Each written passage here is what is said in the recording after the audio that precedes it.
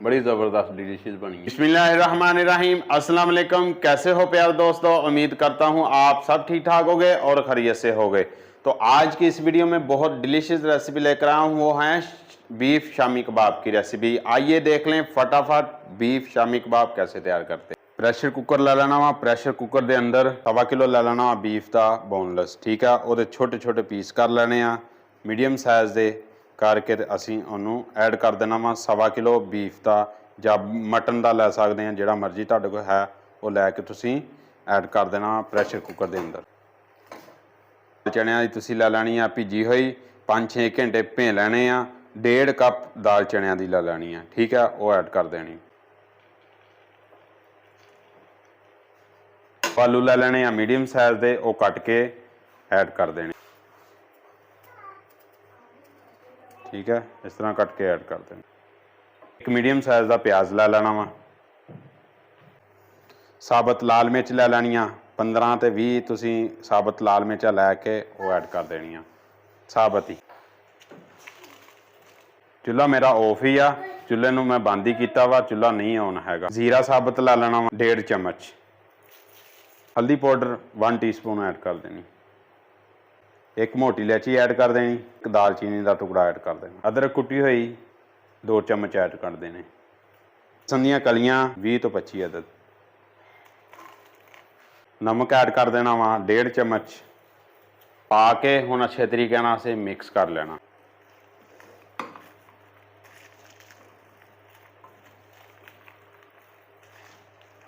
एक बारी असीं हुण चुल्हे का फ्लेम ऑन कर देना। 1/2 कप पानी का ऐड करना तुसीं, कलर चेंज हो जाएगा बीफ का, फिर असीं इनू प्रेशर कुकर लगा देना। साडे जिहड़े बीफ ने आ कलर चेंज कर दिता वा, ठीक है, और पानी भी थोड़ा जिहा छड्ड दिता वा। आ देखना पानी भी छड्ड दिता। इहदे विच असीं पहलों अद्धा कप पाया सी, फिर मैं इहदे विच 1.5 कप होर पानी का पाया, ठीक है। बीफ ने भी पानी छड्ड दिता हल्का हल्का। तो हुण इहनूं असीं प्रेशर कुकर ला देना वा, ठीक है। 15-20 मिनट तो बाद असीं इहनूं चैक करांगे, साडा जिहड़ा बीफ आलू वगैरह गल जाणगे, दाल चनिया दी भी, ठीक है। जे कोई असर रह गई तो इहनूं असीं पका लांगे बाद दे विच। चुੱਲ੍ਹੇ दा फ्लेम ऑफ करके प्रेशर कुकर का तुसीं जिहड़ा ढक्कन ला देना, ठीक है। हुण चुੱਲ੍ਹੇ नूं ऑन करके 15 मिनट लग जाणगे, साडा बीफ और आलू अच्छे तरीके नाल गल जाणगे, दाल भी।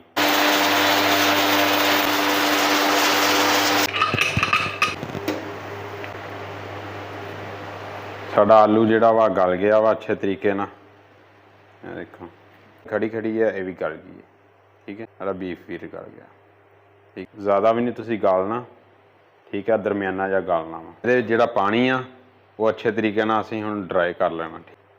इहदे विच एक मोटी इलायची का दाना पाया सी, वो कढ लेना बाहर। एक असीं दालचीनी का टुकड़ा पाया सी, वो भी कढ लेना बाहर, ठीक। इहदे विच पानी सी बीफ दे अंदर, वो असीं अच्छे तरीके नाल चुल्हा चला के ड्राई कर लिया, और साडा शामी कबाब का जिहड़ा मिक्सर आ वो रेडी हो गया वा।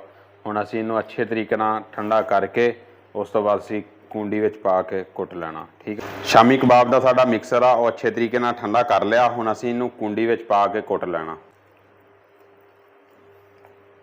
कुंडी विच पा के थोड़ा थोड़ा असीं कुट लेना।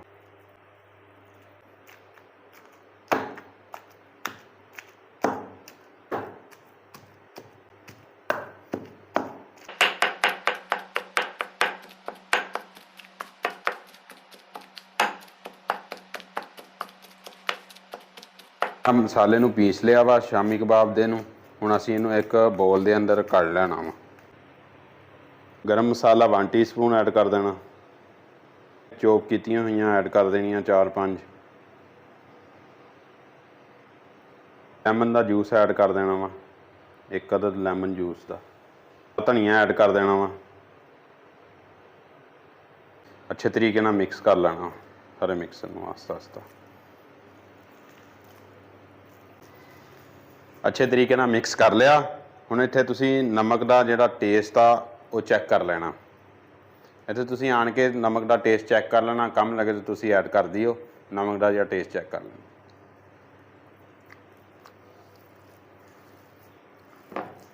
शामी कबाब का मिक्सर भी रेडी हो गया। हुण असीं इहनूं टिक्कियां बना के फ्राई कर लेना।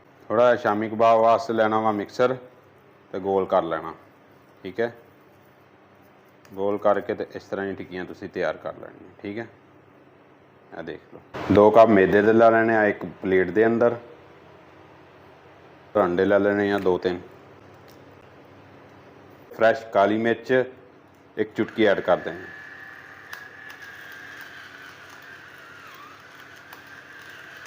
और अच्छे तरीके ना मिक्स कर लेना। आंडे साडे मिक्स हो गए अच्छे तरीके ना। हुण असीं कोटिंग करनी है शामी कबाब। शामी कबाब हुण एक मैदे दे अंदर कोटिंग कर लैनी है। सुक्के हत्थ नाल उत्ते मैदा पा देना शामी कबाब दे उपर। ठीक है, बिल्कुल नरम हटाना।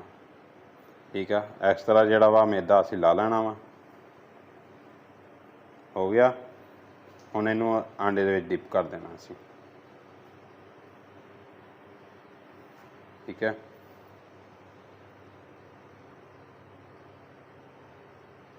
हुण असीं इहनूं फ्राई कर लेना। एक पैन दे अंदर घ्यो लैके उहनूं गर्म कर लेना फुल। ठीक है, फुल गर्म तो बाद तुसीं मीडियम आंच कर देनी आ। उस तो बाद असीं शामी कबाब नूं फ्राई करी जाना। काली ब्राउन हो जान, दूसरी साइड तुसीं थल देनी।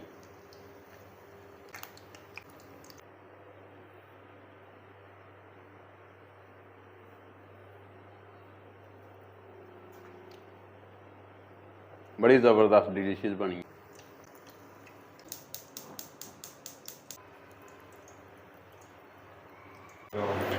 ਸਕੂਨ ਨਾ ਆਵੀਂ तू, कोई गल नहीं।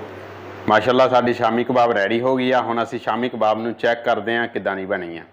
आइए,